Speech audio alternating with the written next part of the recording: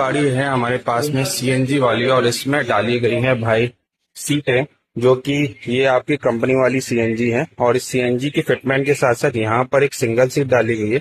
5 seater गाड़ी जो होगी आपकी 7 सीटर में कन्वर्ट, और इस तरीके से फोल्ड अनफोल्ड हो जाती है प्रॉपरली। और यहाँ पर देखो इधर क्लैंप की मदद से इसको प्रॉपरली यहाँ पर लगाया गया है। एक क्लैंप यहाँ पर लगा हुआ है, तो एक पर्सन यहाँ पर इजिली बैठ सकता है। और यहाँ पर भी आपको देखने को मिलेगा एक पर्सन यहाँ पर बैठ जाएगा।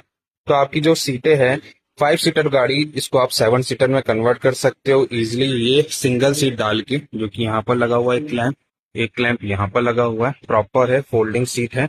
और यहाँ से कुछ इस तरीके से इसका लुक आता है। तो 5 सीटर गाड़ी आपके पास सीएनजी में है और उसको आप करवाना चाहते हो 7 सीटर के अंदर, तो ये ऑप्शन काफी बढ़िया है, जिसमें आपको ये सीट मिल जाती है और इस पे एक सिंगल पर्सन इजिली आराम से बैठ भी सकता है। कैसा लगा वीडियो, कमेंट करके जरूर।